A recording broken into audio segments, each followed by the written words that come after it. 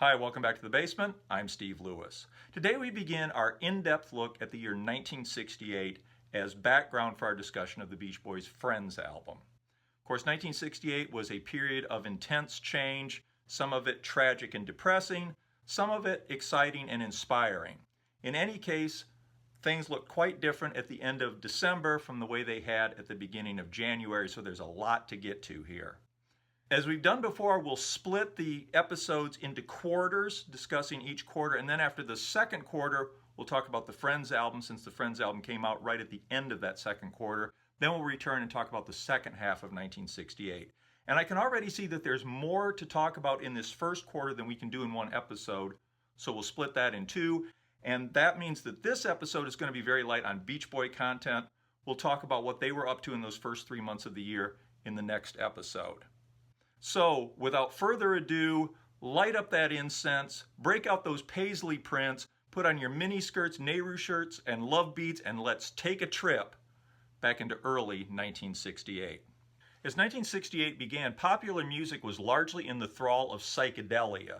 Music had been getting farther and farther out over the last few years, and nobody knew where it would go next. Case in point was the new #1 album, the Beatles' new Magical Mystery Tour.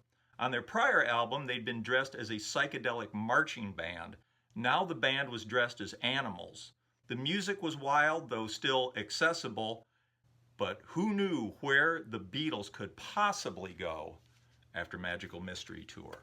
At number 2, at its peak, was the Rolling Stones' psychedelic opus, Their Satanic Majesty's Request. Number 3 was the Monkees with their fourth #1 album, Pisces, Aquarius, Capricorn, and Jones. This had been #1 for the prior 5 weeks and had now slipped to number 3. At number 4 was Diana Ross and the Supremes' Greatest Hits. It had been #1 for 5 weeks from October 28th, 67 through November 25th, 67. Though it had been #1 for all of July, August, September, and the first week of October, the Beatles' landmark Sgt. Pepper's Lonely Hearts Club Band album was still hanging in at the number 5 position. At number 6 was Dr. Zhivago. The soundtrack had been in the top 10 for 95 weeks and was #1 back on November 5th, 1966. At number 7 was The Sound of Music, another soundtrack. It had been in the top 10 for 147 weeks and was #1 for 2 weeks starting way back on November 13th, 1965. In a possible sign of changing times, both Dr. Zhivago and The Sound of Music would finally drop out of the top 10 2 weeks later on January 20th. Dr. Zhivago had been in the top 10 since June 4th, 1966. The Sound of Music had been in the top 10 since May 1st, 1965. I'm not sure if this showed that musical tastes were changing or if there just weren't that many people left who didn't already own a copy. At number 8 was the Mamas and Papas Greatest Hits package, Farewell to the First Golden Era. It had been number 5 2 weeks earlier on December 23rd, 1967. At number 9 was the Doors' sophomore album, Strange Days. It had peaked at number 3 for 4 weeks beginning on November 18th, 1967. And rounding out the top 10 was Andy Williams with his Love Andy album. It would peak at number 8 on January 20th. Further down the chart, Smiley Smile was at 64 on its way down the chart. Wild Honey was at 161 on its way up the chart. Best of the Beach Boys Volume 1 was at 184. Best of the Beach Boys Volume 2 was at 186. Other 1967 albums on the rise or doing well as the year began included Incense and Peppermints by the Strawberry Alarm Clock, Cream with Disraeli Gears, and released right at the end of 1967 on December 27th, Bob Dylan's John Wesley Harding. This album came more than a year and a half after his prior Blonde on Blonde, which had been released back in June of 1966. Of course, after that album, there was his mysterious motorcycle accident, followed by a long period of seclusion in Woodstock, New York. He was so quiet that naturally there were rumors he was completely incapacitated or dead. When he returned, it was reasonable to expect we'd be hearing a psychedelic Bob Dylan album. Instead, we got an album of finely crafted songs played in a spare, sparse style. Possibly, as they might have said in Hard Day's Night, an early clue to the new direction.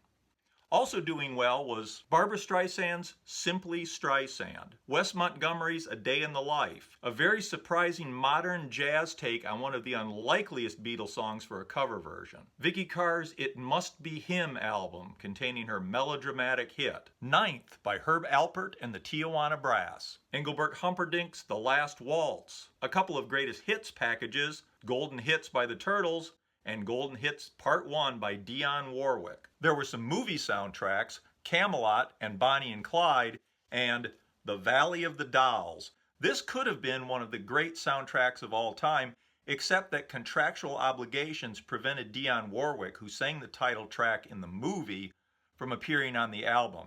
Instead, her vocal was replaced by Dory Previn, and as a vocalist, Dory Previn is no replacement for Dionne Warwick. Still, Tony Scotty's Come Live With Me and Johnny Williams' soundtrack music are really fun and very evocative of the swanky, sophisticated side of late 60s cool. A soundtrack album from 1966 was also on the rise due to Hugo Montenegro's hit single version of the title theme, The Good, the Bad, and the Ugly, which would reach number 4 on May 11th, 1968. And the top 10 singles as the year began, at number 1 was the Beatles with Hello, Goodbye. Number 2 was the Monkees' Daydream Believer, which had been number 1 for 4 weeks beginning December 2nd, 1967. At number 3 was Judy in Disguise with Glasses by John Fred and his Playboy Band. It would go to number 1 for 2 weeks on January 20th. I Heard It Through the Grapevine by Gladys Knight and the Pips was at number 4. At number 5 was Woman, Woman by the Union Gap featuring Gary Puckett. It was their first big hit. It would peak at number 4 the next week, June 13th, and was the beginning of what would turn out to be a great year for them with 4 top 10 hits. Smokey Robinson and the Miracles' I Second That Emotion was at number 6. It had been number 4 for the prior 3 weeks beginning December 16th. At number 7, Aretha Franklin's Chain of Fools, which would be number 2 for 2 weeks beginning January 20th. At number 8 was Bend Me, Shape Me by the American Breed, which would go to number 5 for 2 weeks beginning January 27th. The fantastic Johnny C's Boogaloo Down Broadway was at number 9. It had hit number 7 back on December 23rd. And at its number 10 peak was Skinny Legs and All by Joe Tex, asking the musical question, who wants that woman with the skinny legs? Way down the singles chart at number 53 was the Beach Boys' Darlin', just beginning its chart run. It would peak at number 19 for 2 weeks beginning on February 3rd. Other big singles that came and went in that first quarter of 1968 included Green Tambourine by the Lemon Pipers. It would go to number 1 on February 3rd. If I Could Build My Whole World Around You by Marvin Gaye and Tammy Terrell would go to number 10 for 2 weeks beginning January 20th. The Human Beings' Nobody But Me would reach number 8 for 3 weeks beginning February 3rd. Spooky by Classics 4 would go to number 3 for 3 weeks beginning February 10th. Going Out of My Head, Can't Take My Eyes Off of You by the Letterman would reach number 7 for 2 weeks beginning February 10th. I Wish It Would Rain by the Temptations would go to number 4 for 3 weeks on February 17th. And Dionne Warwick's Theme from the Valley of the Dolls, the B-side of her late 1967 hit I Say a Little Prayer, would go to number 2 for 4 weeks beginning February 24th. Tommy Boyce and Bobby Hart would have a number 8 hit for 3 weeks beginning February 24th with I Wonder What She's Doing Tonight. The Fireballs' Bottle of Wine would go to number 9 on March 2nd, and Simon Says by the 1910 Fruit Gum Company would go to number 4 for 4 weeks beginning March 9th.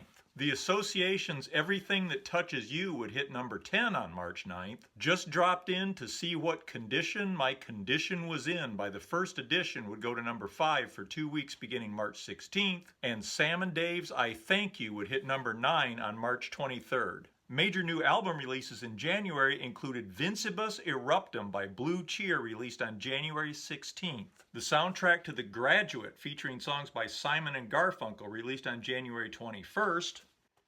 Aretha Franklin's Lady Soul, released on January 22nd. Smokey Robinson and the Miracles' Greatest Hits Volume 2, released on the 26th.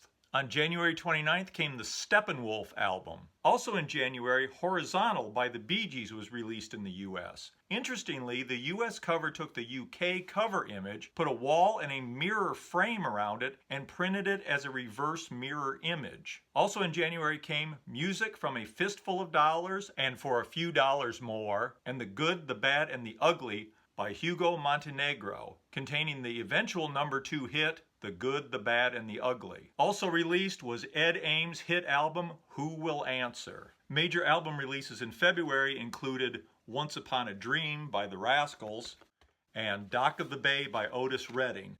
This was a posthumous release. Sadly, Otis Redding had died along with his pilot and 4 members of the Bar-Kays in a plane crash in Madison, Wisconsin on December 10th, 1967. Released in March was Dionne Warwick in the Valley of the Dolls, the Letterman's Going Out of My Head album, and Bill Cosby's new comedy album, To Russell, My Brother Whom I Slept With. We've talked about the big movie soundtrack albums. What movies were hot at the box office as 1968 began? The 1939 film Gone with the Wind had been re-released in 70mm with stereo sound. It was a roadshow engagement with reserved seating, an intermission, an overture, and exit music. It began in the fall of '67 and continued heavily in the winter and spring of '68, with some engagements as late as November '68. The controversial gangster film Bonnie and Clyde, starring Warren Beatty and Faye Dunaway, had been out since late in the summer and was still popular. Its soundtrack album would hit #12 in the spring of '68. Georgie Fame's single, The Ballad of Bonnie and Clyde, which was inspired by the movie, would become a #7 hit in the spring. There was even a hot Bonnie and Clyde look in fashion, inspired by the movie early in '68, sparking a revival of 1930s fashions for both men and women. Still doing well at the box office was Disney's The Jungle Book, the film version of the musical Camelot, Audrey Hepburn in the thriller Wait Until Dark, Paul Newman in Cool Hand Luke, a film version of Truman Capote's bestseller based on a true crime, In Cold Blood. The Valley of the Dolls was #1 as the year began and stayed there until February 14th. Guess Who's Coming to Dinner, starring Tracy, Hepburn, and Sidney Poitier, would go to #1 on February 14th and stay there until March 13th. The Graduate, starring Dustin Hoffman, Anne Bancroft, and Catherine Ross, would reach #1 on March 13th and stay there until June 19th. There was The Ambushers, with Dean Martin in his 3rd of 4 appearances as secret agent Matt Helm. Released on February 8th was Disney's Blackbeard's Ghost, starring Peter Ustinov, Dean Jones, and Suzanne Plachette. And on March 8th, Stay Away Joe, the first of 3 Elvis movies that would be released in 1968. And early in 1968, the presidential race was heating up. Having won a landslide victory in 1964, President Johnson was now widely unpopular due to his handling of the Vietnam War. Depending on which side you were on, he was either doing far too much or too little in prosecuting the war, and challengers began to emerge from within his own party. Minnesota Senator Eugene McCarthy gathered a lot of support for his anti-war stance. New York Senator and former Attorney General Robert Kennedy entered the presidential race on March 16, 1968, drawing many of the anti-war voters away from McCarthy. On March 31st, the last day of the quarter, in a surprise statement, President Johnson announced that he was withdrawing from the presidential race. And we'll have to leave it here for now. Next time we'll talk about television and what our friends the Beach Boys were up to in these first 3 months of 1968. Should be very interesting. I hope you will tune in for that. Love to hear your comments on this. Hope you're enjoying our beginning of a look at 1968. Have a great week. We'll see you next time. Thanks for watching. Bye.